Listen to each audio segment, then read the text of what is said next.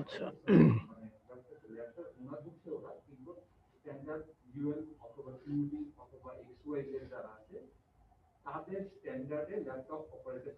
আচ্ছা। তো প্রথমে আমরা এই ম্যাথটা যা করছিলাম যে তাদের মিনিমাম থিকনেস বের করছিলাম। থিকনেস বের করার পরে তাদের যে স্ট্যাটিক মোমেন্ট দুই ডিরেকশনের, শর্ট ডিরেকশন এবং লং ডিরেকশনের স্ট্যাটিক মোমেন্ট বের করলাম। বের করে যেটা করছিলাম যে তাদের সাপোর্ট কন্ডিশন অনুযায়ী পজিটিভ মোমেন্ট এবং নেগেটিভ মোমেন্টে ভাগ করে দিয়েছিলাম, সেটা লং ডিরেকশনের জন্য, শর্ট ডিরেকশনের জন্য। পরে তারপরে আমরা হচ্ছিল শর্ট ডিরেকশনের অ্যানালাইসিসটা কমপ্লিট করেছিলাম। আজকে হচ্ছিল আমরা লং ডিরেকশন দেখব। দ্যাটস মিন 24 ফিটের করেসপন্ডিং যেটা এই তোমার যে ডিস্টেন্সটা আছে এই ডিস্টেন্স অনুযায়ী যেই মোমেন্টগুলো আসছিল এই মোমেন্টগুলোকে কিভাবে অ্যানালাইসিস করব, যে ডিস্ট্রিবিউট কিভাবে করব ল্যাটারালি সেটা দেখব। আচ্ছা,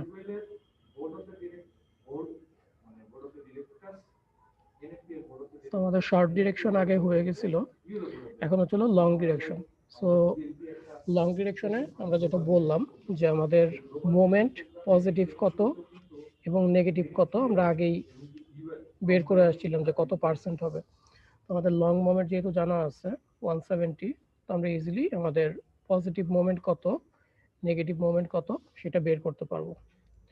সো পজিটিভ নেগেটিভ মোমেন্ট বের করার পরে দেন আমাদের যেটা করতে হবে যে আমাদের কলাম স্ট্রিপ কতটুকু এবং মিডল স্ট্রিপের পার্ট কতটুকু সেটা আসলে বাইর করতে হবে।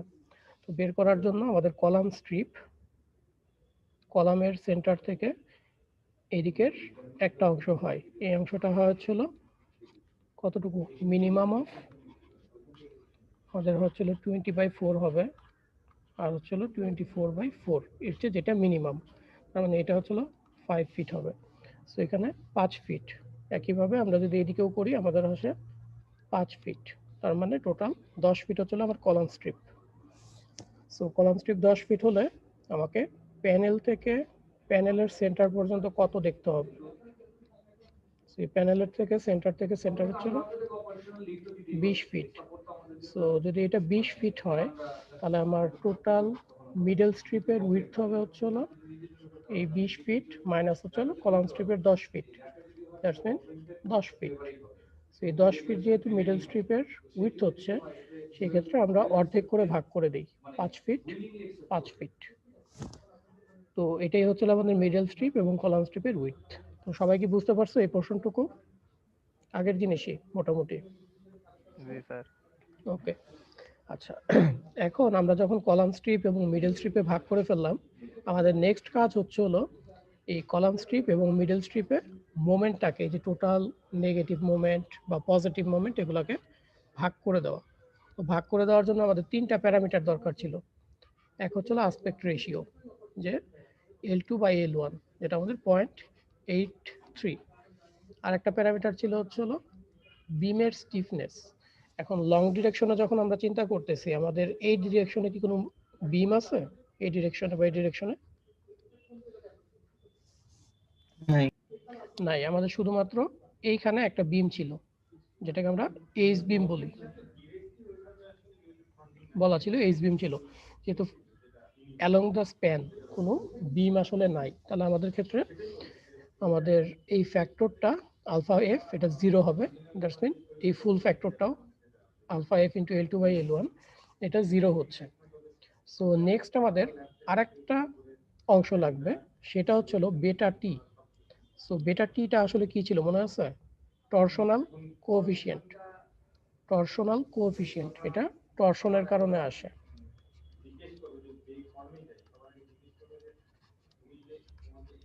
Torsional factor. আচ্ছা, সো এই টরশনাল ফ্যাক্টরটা আমাকে বের করতে হবে। তো টরশনাল ফ্যাক্টরটা বোঝার আগে আমরা একটু দেখি যে টরশনাল ফ্যাক্টরটা আসলে কেন আসলো, সেটা আমরা বুঝি। আমাদের ধরো এটা হচ্ছিল লং ডিরেকশন। এখন এটা যদি লং ডিরেকশন হয়, আমরা এতক্ষণ যে কাজটা করলাম যে আমাদের কলাম স্ট্রিপ, মিডল স্ট্রিপ এগুলো ভাগ করছি, তাই না? এটা ধরো চলো তোমার সে মিডল স্ট্রিপ ধরো, এটা কলাম স্ট্রিপ ধরো, আবার এইদিকে একটা মিডল স্ট্রিপ থাকবে, যাই হোক। তো যখন এই স্ল্যাবটা এইভাবে ডিফ্লেক্ট করবে, সবাই একটু বোঝার চেষ্টা করে জায়গাটা কেন লাগতেছে টরশন। এই যে এইচ বিমটা আছে, এটা হচ্ছে হলো এইচ বিম। এই এইচ বিমটা কি একটা মোচড় খাবে না, এরকম একটা টরশন হবে না এখানে? সবাই কি বুঝতে পারো? জি স্যার। আচ্ছা, জি স্যার। যেহেতু এরকম একটা টরশন হবে, এখন এই মিডল স্ট্রিপ কলাম স্ট্রিপে কতটুকু করে মোমেন্ট আসবে, এইটা এই টরশনের উপরে ডিপেন্ড করবে। এই বিমটা যত বড় হবে ওইটার উপর ডিপেন্ড করে কলাম স্ট্রিপ এবং মিডল স্ট্রিপের ডিস্ট্রিবিউশনটা ভাগ করে দিতে হবে। সো আমরা এই ফ্যাক্টরটাকে বের করব। এই ফ্যাক্টরটার জন্য আমরা নেক্সট স্লাইডে যাই, তাহলে বুঝতে পারবো যে কিভাবে বের করে। আচ্ছা, সো এখানে বিশাল ক্যালকুলেশন আছে। ক্যালকুলেশনটার আগে আমি একটু ব্যাকগ্রাউন্ডে যাই। এটাই হতো আমাদের টরশনাল রেজিস্ট্যান্স। কিভাবে আমরা বের করব সেটার নিয়ম। তো টরশনাল রেজিস্ট্যান্স আমাদেরকে যেটা বলতেছে বেটা ফ্যাক্টর, যে torsional rigidity of H beam, আর নিচে flexural rigidity of a slab. Ultimately ই তো আমরা বলতেছিলাম বারবার যে ইয়ংস মডুলাস, এটা দরকার নাই। সি, এটা হচ্ছে হলো একটা torsional constant divided by 2/is। IS হচ্ছে হলো স্ল্যাবের মোমেন্ট অফ ইনার্শিয়া। এখন এই টরশনাল কনস্ট্যান্ট এইচ বিমের এটাকে কিভাবে বের করতে হয়? তো বের করার সময় তোমাকে যে ফর্মুলাটা বলা আছে, দেখো এখানে কথাটা বলা আছে। তো এটা হচ্ছে আমার এইচ বিম। এই এইচ বিমের সাথে স্ল্যাবের একটা পোর্শন আসলে কাজ করবে পুরো টরশনাল বডি হিসাবে। তো এই ডিস্টেন্সটা কতটুকু বলা আছে? এই ডিস্টেন্সটা বলা হয়েছে এইচ ডাব্লিউ। দ্যাটস মিন ওয়েবের যে হাইট আছে এইচ ডাব্লিউ, কিন্তু বলতেছে যে এটা অবশ্যই লেস দেন 4h হবে। এইচটা কি এটা, আমাদের স্ল্যাব থিকনেস হচ্ছে অবশ্যই 4 গুণের চেয়ে ছোট হবে। সো এর মধ্যে যেটা ছোট হয় বেসিক্যালি, সো এইখানে ডিস্টেন্সটা এরকম যে এইচ ডাব্লিউ, বাট এটাকে অবশ্যই less than equal to 4h হইতে হবে। সো যেটা আর কি ছোট হয়। তো এখন এরকম একটা সেকশন আমরা চিন্তা করব। এখন এই সেকশনটার টরশনাল কনস্ট্যান্ট কিভাবে বের করব? এখানে দেখো বলা আছে যে summation of 1 minus 0.63x/y into x cube y divided 3। এখন কোশ্চেন আসতে পারে যে এক্স কোনটা, ওয়াই কোনটা।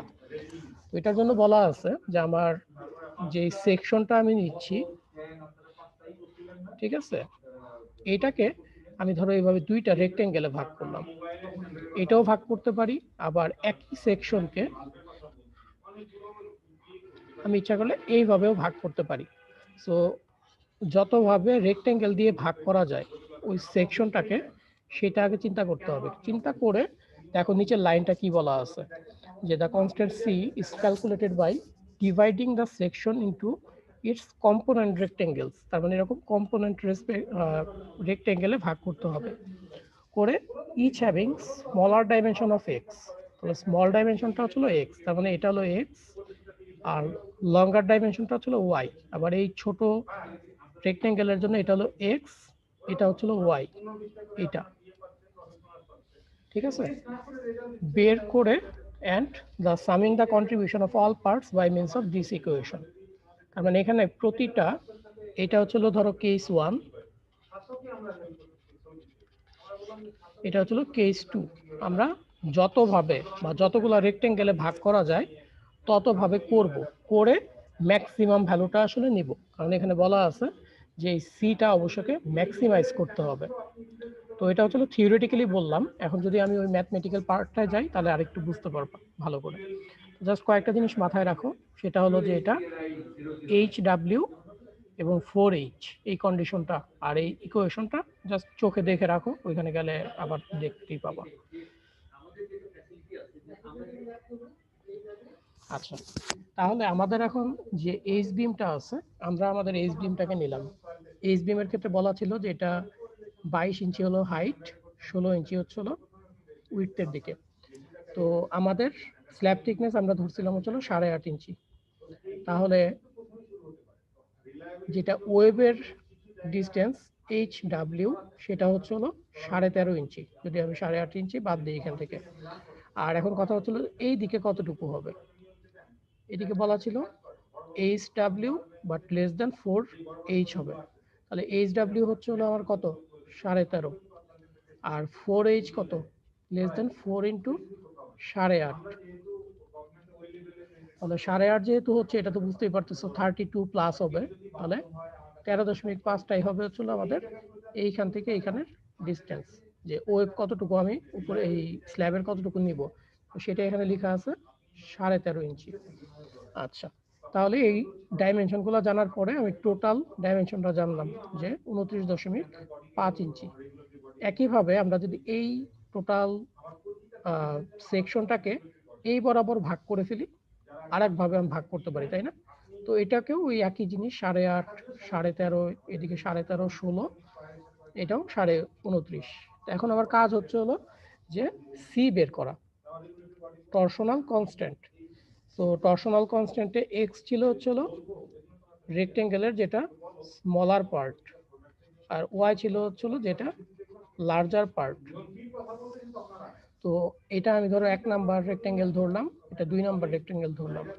তো ফার্স্ট রেক্টেঙ্গেলটার জন্য দেখো 0.63 ইন্টু এক্স, তার মানে 16, আর 22 হচ্ছে হলো টোটাল হাইট যেটা Y, then x cube into Y divided 3। তো এই একটা পার্ট 1 নাম্বারের জন্য গেল, আর 2 নাম্বারের জন্য এক্স হবে কত 8.5, তাহলে 0.63 ইন্টু 8.5 ডিভাইডেড ওয়াই 13.5, ঠিক আছে? তো একইভাবে এক্স কিউব ওয়াই ডিভাইডেড 3, তাহলে আমাদের এত ইঞ্চ টু দি পাওয়ার 4 আসলো টরশনাল কনস্ট্যান্ট। এবার একইভাবে আমরা যদি এইটার জন্য বের করতে চাই, তাহলে এটা ধরো 1 নাম্বার ধরলাম, এটা 2 নাম্বার ধরলাম। তো 1 নাম্বারে হচ্ছিল 16 এবং 13.5, তো 13.5 যেহেতু ছোট, এটা হচ্ছিল এক্স, তাহলে 0.63 ইন্টু এক্স হচ্ছিল 13.5 ডিভাইডেড 16, আর এখানে x cube y divided 3 plus 2 number যে সেগমেন্টটা সেটাকে চিন্তা করলে 8.5 হচ্ছিল আমাদের এক্স, আর 29.5টা হলো ওয়াই যেটা বড়। তো এইখান থেকে আমরা বের করলাম, তো বের করে এই দুইটার মধ্যে দেখতে হবে যে কোনটা বড়, ওইটাই হচ্ছিল আমাদের জন্য সি ভ্যালু, টরশনাল কোএফিসিয়েন্টটা। সো ওইটাই আমরা এখান থেকে পিক করলাম। আচ্ছা, সো এটা কি ক্যালকুলেশন সবাই বুঝছো? একটু কমপ্লিকেটেড, বুঝতে পারছো সবাই? রেসপন্স করতে হবে তোমাদের। জি স্যার। আচ্ছা, তাহলে এটা তোমরা নিজেরা দেখবা, কারণ এটা আমি যত সহজে বললাম এত সহজে তুমি ক্যালকুলেট করতে গেলে নিজে ঝামেলায় পড়বা, ভালো করে দেখবা এটা। আচ্ছা, ঠিক আছে, এখন আমাদের হচ্ছে হলো টরশনাল কোএফিসিয়েন্ট সি বের করা শেষ। নেক্সট কাজ হচ্ছে হলো আমাদের moment of inertia of slab বের করতে হবে। তো স্ল্যাব কতটুকু অংশ নিব, আমাদের সেন্টার থেকে সেন্টার কলামের ডিস্টেন্স থেকে কলামের ডিস্টেন্স এটা কত ছিল মনে আছে? 24 ফিট লং স্প্যান। আমি একটু প্ল্যানে যাই তোমাদের সুবিধার জন্য, অনেকের হয়তো মনে নাই। যে এখানে দেখো, সো প্যানেলের এখানে আমাদের 24 ফিট ছিল। তো আমরা যদি এক্সটেরিয়র প্যানেল চিন্তা করি, সো এক্সটেরিয়র প্যানেলের ক্ষেত্রে স্ল্যাব কতটুকু ছিল, এখানে ছিল হচ্ছিল 12 ফিট, আর এখানে হচ্ছিল 10 ইঞ্চ হচ্ছিল কলামের।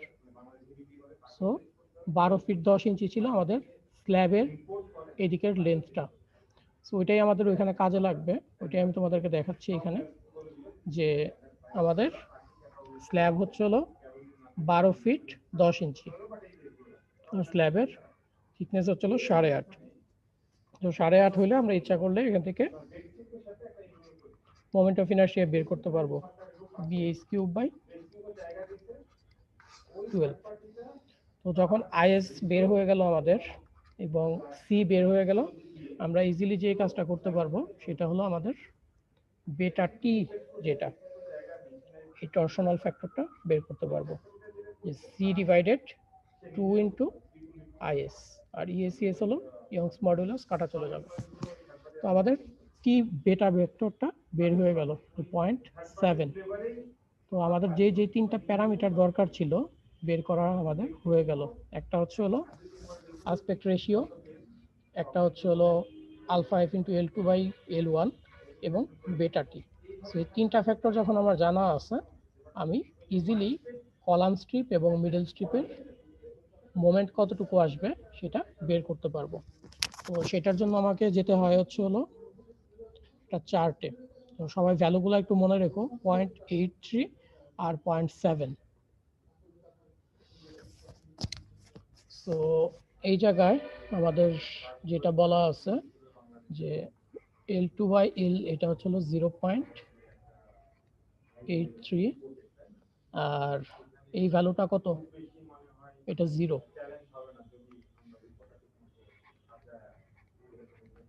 সো এটা 0.83, এই ভ্যালুটা হচ্ছে হলো 0 0 0। আর বেটা ফ্যাক্টর কত, বেটা ফ্যাক্টর হচ্ছে 0.70। এখন আমাদের কি কি লাগবে দেখো, ইন্টেরিয়র নেগেটিভ, এক্সটেরিয়র নেগেটিভ এবং পজিটিভ মোমেন্ট, তিনটা অংশ আছে। আমরা কোন ইটাকে ফোকাস করতেছি মনে আছে? আমরা ফোকাস করতেছি হচ্ছে হলো, তোমাদের যদি ম্যাথটা মনে থাকে, যে একটা এক্সটেরিয়র পোর্শনকে ফোকাস করতেছিলাম। এই এক্সটেরিয়র ফোকাসের যদি করি তাহলে আমাদের আসলে কি কি হয় দেখো তো। এই ক্ষেত্রে আমাদের লং ডিরেকশন হচ্ছিল এটা, এবং আমরা জানি আমাদের মোমেন্ট ডায়াগ্রামটা আসে অনেকটা এরকম, যে আমরা যদি এখানে চিন্তা করি বাঁকা হয়ে গেল, ঠিক আছে? তাহলে এই জায়গাটায় তো আর কোনো স্ল্যাব নাই, তাই না? তো এই যে মোমেন্টটাকে আছে, এটারে আমরা বলি এক্সটেরিয়র নেগেটিভ মোমেন্ট। আর এইখানের যে নেগেটিভ মোমেন্টটা কলামের এখানে আসবে, এটাকে বলতেছি হচ্ছিল ইন্টেরিয়র নেগেটিভ মোমেন্ট। আর এটা হচ্ছিল অ্যাজ ইউজুয়াল পজিটিভ মোমেন্ট। তো আমরা যখন আগে লাস্ট অঙ্ক যখন করছি, আমরা আসলে ইন্টেরিয়র স্ল্যাব করছিলাম, যার কারণে এইখানের মোমেন্টটাকেও ইন্টেরিয়র মোমেন্ট বলছিলাম, এখানেরটাকেও ইন্টেরিয়র নেগেটিভ বলছিলাম। কিন্তু যখন আমরা এক্সটেরিয়র করব, তখন একটাকে আমরা বলি এক্সটেরিয়র নেগেটিভ মোমেন্ট, একটাকে বলি ইন্টেরিয়র নেগেটিভ মোমেন্ট। তো এই জিনিসটা মাথায় রাখো। আচ্ছা, তো আমি এখন আবার ওইখানে ব্যাক করি একটু। ঠিক আছে, দেখো এখন আমাদের যেটা মেইন কাজ,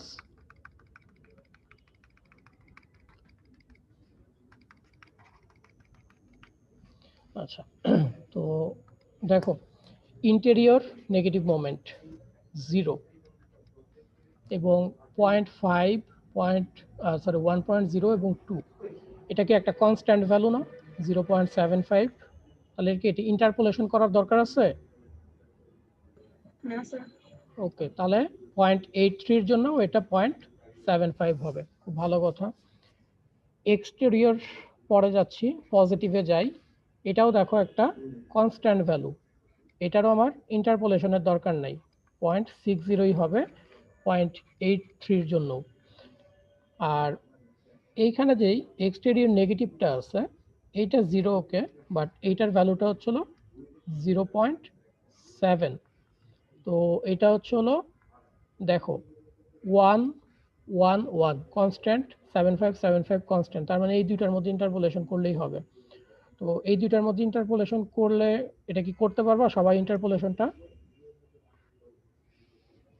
কতদিন দেখানো হয়েছিল একটা ইন্টারপোলেশন মনে হয়? তাহলে 1 মাইনাস 0.75, ডিফারেন্সটা কত? বেটা ভ্যালু কত ডিফারেন্সের জন্য? এটা 2.5 এর জন্য। আমাদের দরকার হচ্ছিল 0.7 এর জন্য, ইন্টু 0.7।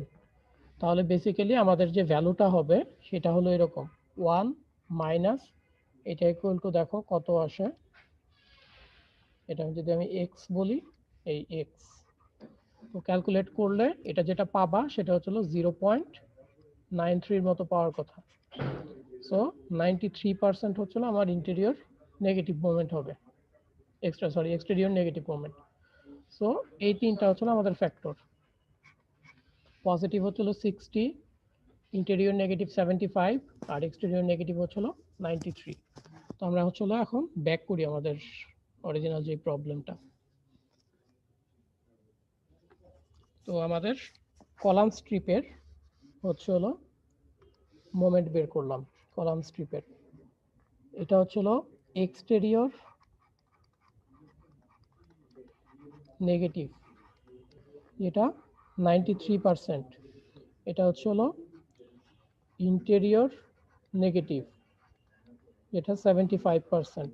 আর এটা হচ্ছে হলো পজিটিভ মোমেন্টটা, তাহলে 60%। তাহলে এই যে টোটাল পজিটিভ মোমেন্ট আছে তার 60% হচ্ছিল আমাদের এইখানে আসবে পজিটিভ মোমেন্ট হিসাবে কলাম স্ট্রিপে ক্যালকুলেট করলাম। আর এই টোটাল নেগেটিভ মোমেন্ট তার হচ্ছে হলো 93% আমাদের আসবে এক্সটেরিয়র নেগেটিভ হিসাবে। আর এখানে যে ইন্টেরিয়র নেগেটিভ সেটার কত 275, এটার 75% আসবে কলাম স্ট্রিপ হিসাবে। তো কলাম স্ট্রিপের জন্য যখন বের করে ফেললাম, বাকি মিডল স্ট্রিপ ইজিলি বের করতে পারবো। এখানে 40% হলে 60% হলে এখানে হচ্ছিল বাকি 40% যাবে। এখানে 93 হলে এখানে 7%, এখানে 75, এখানে হচ্ছিল 25%। আচ্ছা, আমার ইন্টারনেট হচ্ছিল আনস্টেবল দেখাচ্ছে, তোমরা কি শুনতে পাচ্ছ? জি স্যার। ওকে, তাহলে এই যে মোমেন্টগুলো বের করলাম সেটা হচ্ছে আমাদের কলাম স্ট্রিপের মোমেন্ট এবং মিডল স্ট্রিপের মোমেন্ট, যেগুলো সব ইউনিট হচ্ছিল কিপ ফিটে। নেক্সট কাজ হচ্ছিল আমাদের এই যে কলাম স্ট্রিপ এবং মিডল স্ট্রিপ এগুলার পার ফিটে কতটুকু মোমেন্ট আসলে কাজ করবে সেটা আমরা বের করে ফেলবো।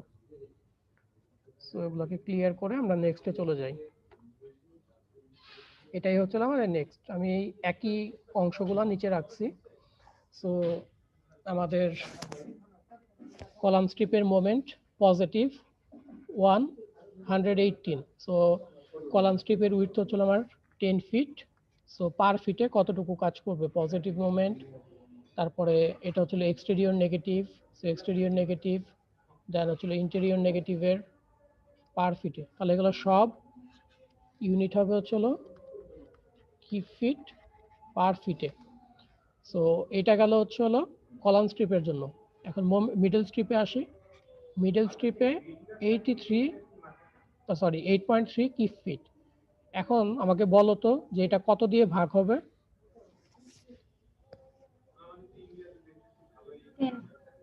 10 দিয়ে ভাগ হবে, কারণ মিডল স্ট্রিপ কিন্তু আমরা 50% করে ভাগ করে দিই, কিন্তু মোমেন্ট কিন্তু ফুল মিডল স্ট্রিপের। সেই জায়গায় অনেকে ভুল করে ফেলো, এই জন্য আমি আবার কনফার্ম করলাম জায়গাটাকে।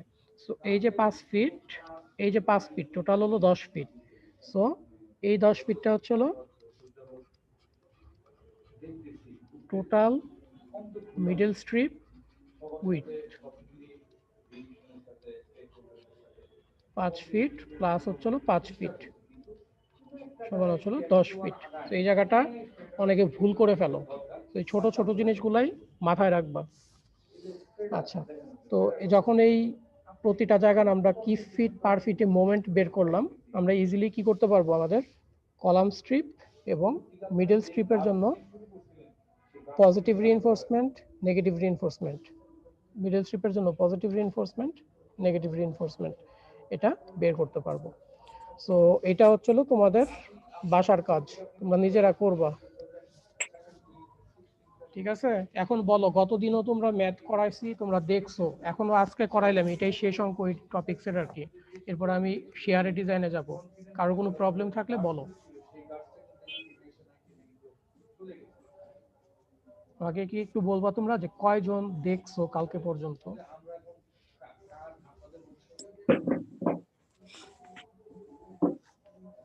দুইটা অঙ্কের অ্যাসপেক্ট রেশিও শর্ট ডিরেকশনের জন্য দুই রকম কেন আসছে? দুইটা অঙ্কের অ্যাসপেক্ট রেশিও ডিরেকশনের জন্য একই আসার কথা না, সব ডাইমেনশন তো একই। আচ্ছা, ভালো কোশ্চেন। সেটার জন্য তোমাকে একটু বুঝতে হবে যে L2 এবং L1 দিয়ে আসলে কি বোঝায়। ঠিক আছে, আমি একটু থিওরিটিক্যাল পার্টে যাই। যে কোশ্চেনটা করছে সে খুবই ভালো একটা কোশ্চেন করছে, বাকিটাও শুনে রাখো। আচ্ছা, এখানে যত সময় তোমাকে L2 এবং L1 বলবে সেটা দিয়ে আসলে কি বোঝায় এটা তোমাকে আগে জানতে হবে। দেখো, এখানে যখন আমরা ম্যাথগুলো করব আমাদের এটা মাথায় রাখতে হবে যে ডিরেক্ট ডিজাইনের মেথডে L1 এটা হচ্ছে হলো স্প্যান, ঠিক আছে, স্প্যানের যে লেন্থটা, আর L2 হচ্ছে হলো পারপেন্ডিকুলার টু দা স্প্যান। তো এখন এটা হচ্ছে হলো LN বোঝাচ্ছে স্প্যান বোঝানোর জন্য, ঠিক আছে। তো এটাকে আমি যদি আমি L1 বলবো, ঠিক আছে। এখন বলো যে আমি যদি এই ডিরেকশনের মোমেন্ট বের করি বা ডিজাইন করি তখন তার আসপেক্ট রেশিও কত হবে? L2 by L1। কিন্তু আমি যখন এই ডিরেকশনের জন্য মোমেন্ট, তখন স্প্যান কোনটা হবে? L2 হবে না? তখন কিন্তু তোমার L1 আর L2টা চেঞ্জ হয়ে যাচ্ছে। এই কারণে এক জায়গায় 20/24 হচ্ছে, আর এক জায়গায় 24/20 হচ্ছে। সো সবসময় এটা মাথায় রাখবা, L1 L2 হচ্ছে হলো L1 বলতে বোঝাচ্ছে স্প্যান লেন্থ, যেদিকে স্প্যান, শর্ট ডিরেকশন বা লং ডিরেকশন যাই হোক, আর L2 হচ্ছে হলো তার পারপেন্ডিকুলার ডিরেকশনের লেন্থটা। ক্লিয়ার? জি স্যার, কিন্তু স্যার দুই মেতে মানে দুইটা অঙ্ক আছে না স্যার, দুইটা অঙ্কের মধ্যে শর্ট ডিরেকশনেই অ্যাসপেক্ট রেশিও দুই রকম, শর্ট ডিরেকশনে দুই ডিরেকশনের রকম। জন্য। দেখি একটু জি কোথায়, স্যার। ফার্স্ট অঙ্কটায় আসি। ম্যাথ 1 এটা, তাই না? আচ্ছা, এটা কত? শর্ট ডিরেকশনে, তাই না? 0.83। শর্ট ডিরেকশনে হওয়ার কথা কোনটা? L2 by L1 0.83। Short direction 20। এটা কি তাহলে ভুল আছে বলতেছো? স্যার দুইটা দুই রকম আসছে আর কি, দুই অঙ্কে ও শর্ট ডিরেকশন। আচ্ছা, বুঝতে পারছি। তাহলে হয়তো আমি ক্যালকুলেশনে একটু ভুল করছি। লং ডিরেকশন হচ্ছিল 24/20, এখানে তো ঠিকই আছে। পরের ম্যাথ স্যার, পরের ম্যাথ যেটা আছে না, ওটা তো স্যার ডাইমেনশন দাঁড়াও। সেম কিন্তু শর্ট ডিরেকশন। আচ্ছা এটা দাঁড়াও, ম্যাথের মধ্যে বলতেছি স্যার। এটা ফার্স্ট ম্যাথটাই বোধহয় একটু ভুল আছে, ঠিক আছে। ফার্স্ট ম্যাথটা একটু ভুল আছে, তাহলে এই জায়গাটায় একটু ভুল আছে বোধহয়। তাহলে এই জায়গাটা তাহলে একটু দেখবা, ঠিক আছে। এটা হচ্ছে হলো শর্ট ডিরেকশন, তার মানে L2 বাই L1 কি হওয়ার কথা? শর্ট ডিরেকশন L2 L1, তাহলে 20/24 হওয়ার কথা, তাই না? এটা হওয়ার কথা। এটা হওয়ার কথা। তাহলে এটা মনে হয় 1 পয়েন্ট সামথিং হওয়ার কথা, 1.2 অথবা 1.3, ঠিক আছে। এটার উপরে আমাদের রেজাল্টের কোনো পার্থক্য হবে না, কারণ এগুলো কনস্ট্যান্ট ছিল। সো এটা একটু তোমরা চেঞ্জ করে ফেলবা, ঠিক আছে। আমি তোমাদের যেই কি বলে এটা পিডিএফ ফাইল দিছি এটা আপডেট করে দিব, সমস্যা নাই। তোমরা একটু পরে চেঞ্জ করার পরে চেক করে দেখো এটা ঠিকই আছে, ও যেটা বলছো এটাই ঠিক, এখানে ভুল আসছে বোধহয়। আচ্ছা, তারপরে আর কারো কোনো কোশ্চেন আছে? আসপেক্ট রেশিওগুলো আমি আরেকবার চেক করে দেন তোমাদেরকে দিব, বাট ক্যালকুলেশনে কোনো চেঞ্জ আসবে না, সমস্যা নেই। আচ্ছা, আর বাকি কারোর কোনো কোশ্চেন আছে?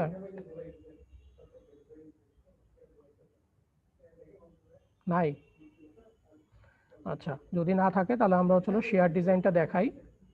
শেয়ার ডিজাইনটা খুবই ইজি, এটা কোনো তোমাদের ক্লাস টেস্ট যেটা সেটা থাকবে না, এর আগ পর্যন্ত হচ্ছিল ক্লাস টেস্ট।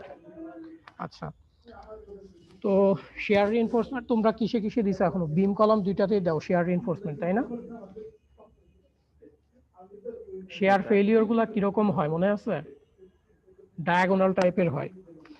তো যখন তোমরা ফ্ল্যাট প্লেট টাইপের হচ্ছে হলো স্ট্রাকচার দেখবা, তো সেইগুলোর ক্ষেত্রে যদি আমরা কোনো শেয়ার রিইনফোর্সমেন্ট না দিই তাহলে আসলে কি হয়? জেনারেলি কি স্ল্যাবে আমরা শেয়ার রিইনফোর্সমেন্ট দেই? ইন জেনারেল দেওয়া হয় না, আমাদের যে নর্মাল টু বিম সাপোর্টেড যেসব স্ল্যাব আছে। তো বিম সাপোর্টেড স্ল্যাবে আসলে ওই রকম আসলে শেয়ার ফেলিয়ার হয় না, কিন্তু আমাদের যখন এরকম ফ্ল্যাট প্লেট স্ল্যাব থাকে সেই সব ক্ষেত্রে যেটা হয় যে এটা তো হচ্ছিল স্ল্যাব, এটার সাথে কোনো বিম টিম কিছু নাই, আর এখানে হচ্ছিল কলাম থাকে। এই কলামটা এটাকে অনেকটা, যদি আমি একটা পেপার নেই, পেপারের মধ্যে একটা পিন দিয়ে যদি খুব চাপ দেই, এখানে পি লোড দেই, যেটা হবে এরিয়াটা খুবই কম, যার কারণে স্ট্রেস যেটা এটা অনেক বেশি হবে, যার কারণে ছিদ্র হয়ে যায়। অনেকটা সেই টাইপের ফেলিওর এখানে হয়, যে ফেলিয়ারটাকে আমরা বলি হচ্ছিল পাঞ্চিং শেয়ার ফেলিওর। তো তোমাদেরকে এখানে একটা ছবি দেখানো আছে, দেখো যে শুধু গ্র্যাভিটি লোডের কারণেই এটা হয়তোবা পাঞ্চিং ফেলিওর হয়ে গেছে।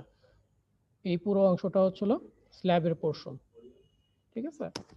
তো এই সব ক্ষেত্রে যখন পাঞ্চিং শেয়ার হয়, আমরা যদি তার ক্যাপাসিটিটা জানতে চাই যে এখানে আসলে তার টোটাল ভার্টিক্যাল লোড আসলে কতটুকু নিতে পারবে, সেটা তোমার এক্সপেরিমেন্টালি দেখা গেছে। সেটার ইকুয়েশন হচ্ছিল এরকম যে 5VC, ফাই তোমরা মোটামুটি সবাই জানো যে রিডাকশন কোএফিসিয়েন্ট নমিনাল স্ট্রেংথের, যেটা শেয়ারের জন্য হচ্ছিল 0.75। তো এটার ফর্মুলাটা এরকম যে 4 × 5 × √/FC B0 × D। এখন কথা হচ্ছিল শেয়ারের জন্য B0 টা কত হবে। সেটা আমরা যদি শেয়ারের নর্মাল ক্যালকুলেশন, কি সবাই জানো না বিম শেয়ারের? মনে আছে না মনে নাই বিম শেয়ার?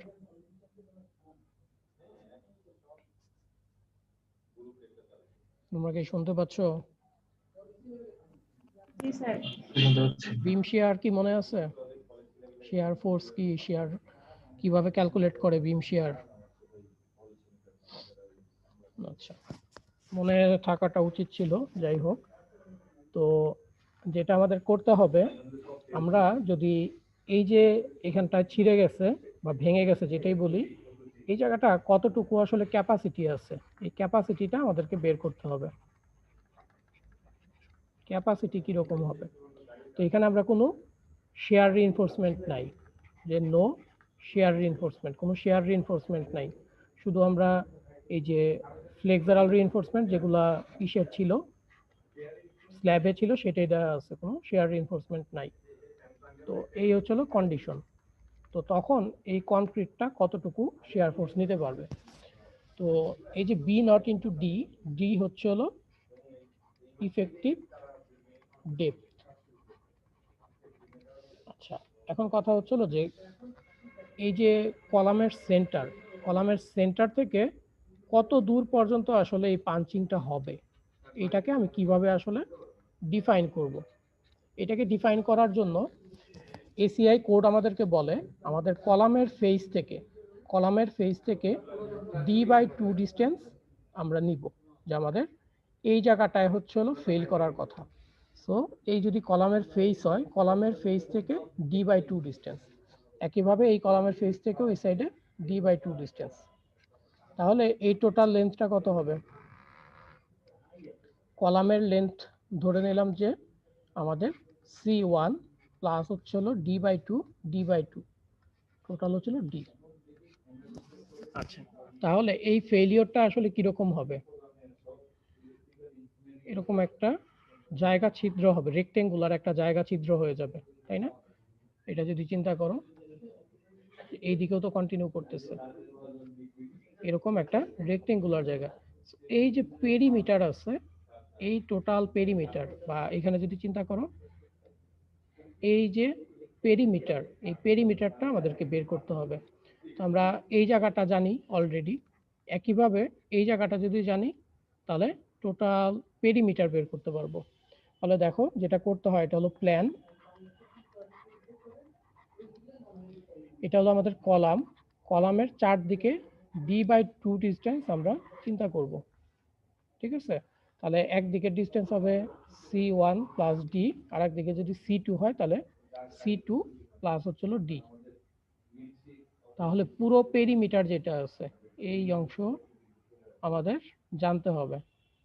এই B0 এর ইকুয়েশন হচ্ছিল এটা, জাস্ট আয়তক্ষেত্রের পেরিমিটার যেটা বের করে আর কি, সেইটা। এটাই হচ্ছিল আমাদের পেরিমিটার B0 ইন্টু হচ্ছে হলো D। তো যদি আমরা কোনো শেয়ার রিইনফোর্সমেন্ট না দেই, সেই কনক্রিটটা এতটুকু ফোর্স নিতে পারে, নেয়ার পরে সে এরকম ফেল করবে। ঠিক আছে, সো এটাই হচ্ছে আমাদের পাঞ্চিং ফেলিয়ার। আচ্ছা, এখন এই যে পাঞ্চিং ফেলিয়ার হচ্ছে, পাঞ্চিং ফেলিয়ারকে আসলে কিভাবে আমি রেজিস্ট করব সেটা আমাকে জানতে হবে। তো পাঞ্চিং ফেলিয়ার কিভাবে হয় এবং এটার ক্যাপাসিটি কিভাবে ক্যালকুলেট করে, এটা কি বুঝছো সবাই? এটা খুব নর্মাল, এটা একটা ইম্পেরিক্যাল ইকুয়েশন, এটা একটা ইম্পেরিক্যাল ইকুয়েশন।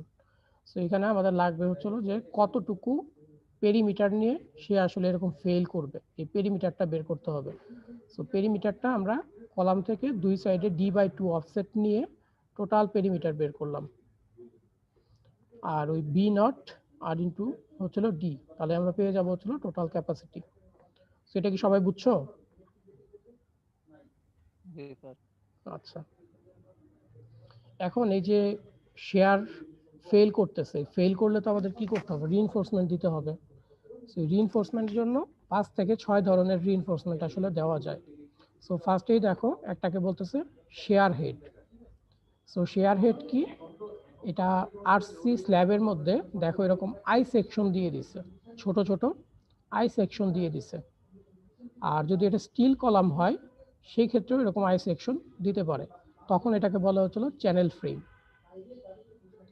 আবার অনেক সময় যেটা দেখা যায়, যদি স্টিল কলাম হয়, আরসিসি না হয়ে স্টিল কলামই হয়, সেই ক্ষেত্রে এখানে আই সেকশন না দিয়ে স্টিফেনার ইউজ করে অনেক সময়। স্টিফেনার, স্টিফেনার কি তোমরা বুঝো যে কি জিনিস?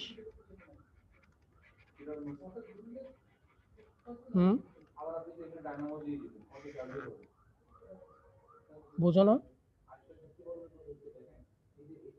না বুঝলে বলো, সমস্যা নাই তো কোনো। স্যার ডিটেইলস সেভাবে পড়ি নাই স্যার। আচ্ছা, ডিটেইলস পড়ো নাই। আচ্ছা, মোটামুটি সবাইকে আমরা এরকম প্লেট গার্ডার পড়ছি। প্লেট গার্ডার কি পড়ছো তোমরা? না এখনো প্লেট গার্ডার পড়া হয় নাই? জি স্যার পড়ছি। প্লেট গার্ডারে এখানে দেখবা যে এরকম স্টিলের কিছু প্লেট দেয় না, এইদিকে একটা অনেকখানি পর পর জি স্যার। এরকম এই যে কিছুক্ষণ পর পর একটা করে ছোট ছোট প্লেট দিচ্ছ, এগুলাকে স্টিফেনার বলে। ঠিক আছে, তো এরকম এটা তো রেক্টেঙ্গুলার ছিল স্টিফেনারটা, আর এখানে ছিল এরকম ট্রায়াঙ্গুলার শেপের স্টিফেনার দিয়ে দেয়, যাতে লোকালি এগুলো ফেল না করে, বাই জায়গায় শেয়ার ফোর্সটা স্টিলটা নিতে পারে। তো এই টাইপের রিইনফোর্সমেন্টও মানে স্টিফেনারও ইউজ করা হয় যদি স্টিল কলাম থাকে। আমাদের তো বেসিক্যালি হচ্ছিল আরসিসি, তো আমাদের হচ্ছিল ওয়েল্ডেড বাই সেকশন দিতে হতে পারে, আরও কিছু মেথড আছে। সো তোমরা হচ্ছিল এগুলো মেথডগুলার ড্রয়িংগুলো একটু দেখবা, পরীক্ষায় আসতে পারে। খুব ডিটেলস ড্রয়িং না, উপরের গুলা দরকার নাই, সেকশনগুলো।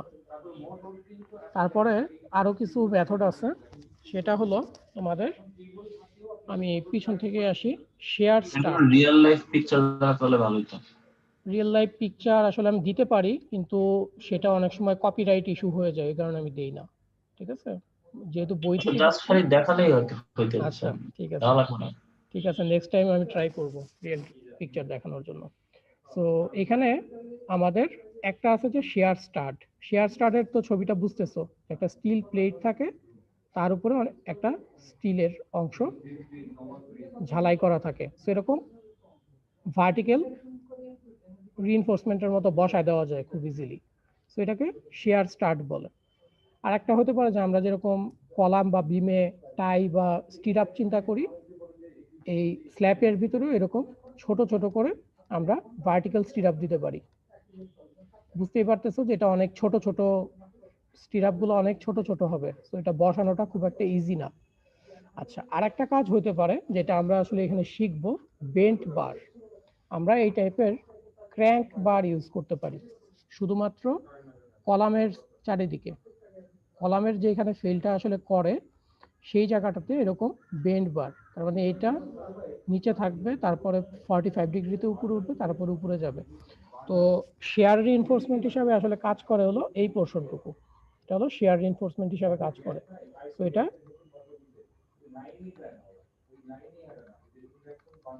শেয়ার রিইনফোর্সমেন্ট হিসাবে কাজ করে।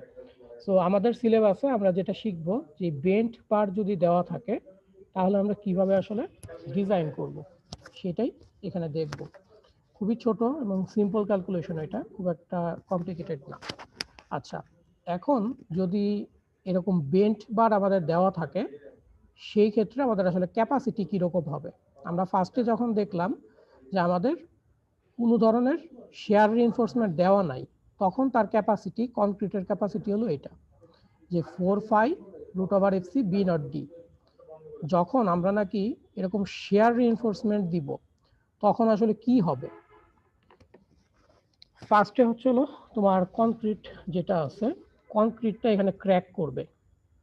কনক্রিট ক্র্যাক করলে তখন হচ্ছে হলো স্টিলটা হচ্ছে হলো আমাদের টেনশনে আসবে, দ্যাটস মিন শেয়ার রিইনফোর্সমেন্ট হিসাবে কাজ করবে, তাই না? আচ্ছা, তোমরা একটা মিনিট একটু হোল্ড করো। হ্যাঁ, অনেক ওটা 500/10 আর 100/10। হ্যাঁ, ওইটাই 100/10 কোএফিসিয়েন্টটা 10। আচ্ছা, 1/100 ভোল্ট দুইটাই। আচ্ছা, সরি আমার একটু কথা বলতে হলো। আচ্ছা, তো যখন তোমার হচ্ছে হলো বেন্ট বার আমরা ইউজ করি, তো বেন্ট বার ইউজ করার সময় যেটা হবে যে কনক্রিটটা ফার্স্টে হচ্ছে হলো ক্র্যাক করবে।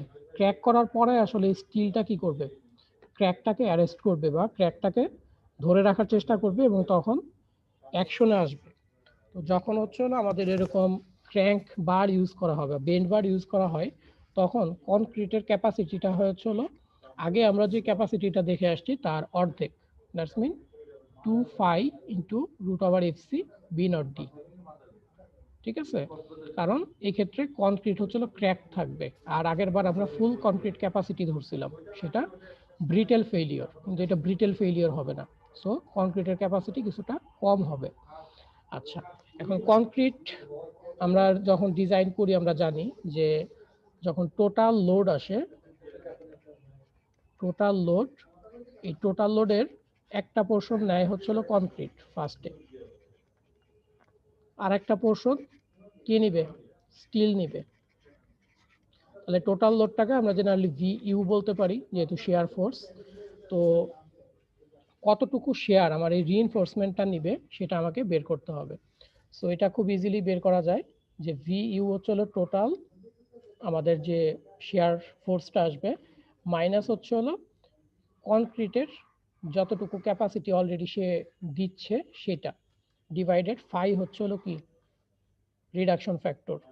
বেসিক্যালি এটা এখানে যদি মাল্টিপ্লিকেশন আকারে থাকে তাহলে তোমাদের জন্য বুঝতে সুবিধা হয় যে ফাই ইন্টু VS।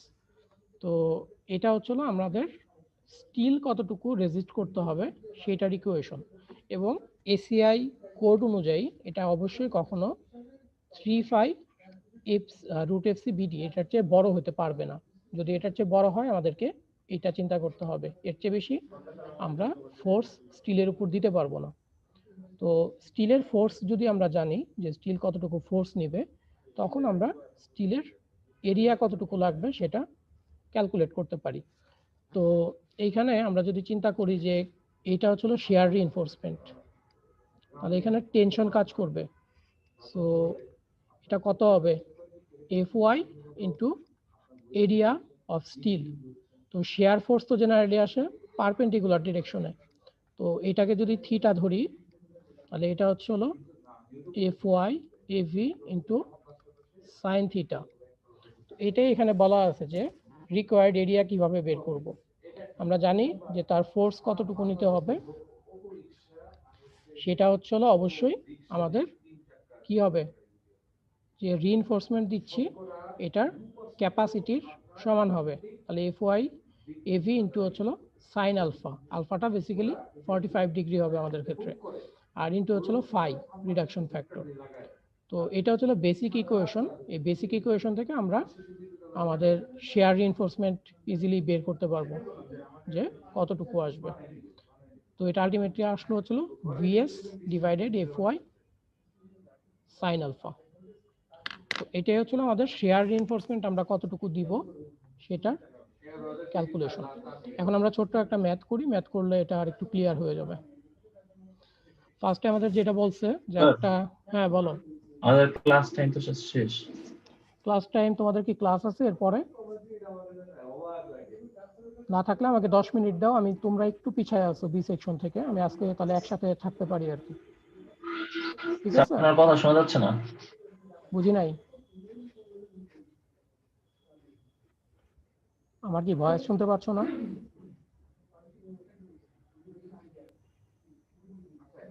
তোমরা কি শুনতে পাচ্ছ আমাকে? স্যার আপনার কথা কিছু শোনা যায়নি স্যার। বললাম যে তোমাদের ক্লাস আছে এরপরে, যদি না থাকে আমাকে 10 মিনিট সময় দাও, আমি টপিক।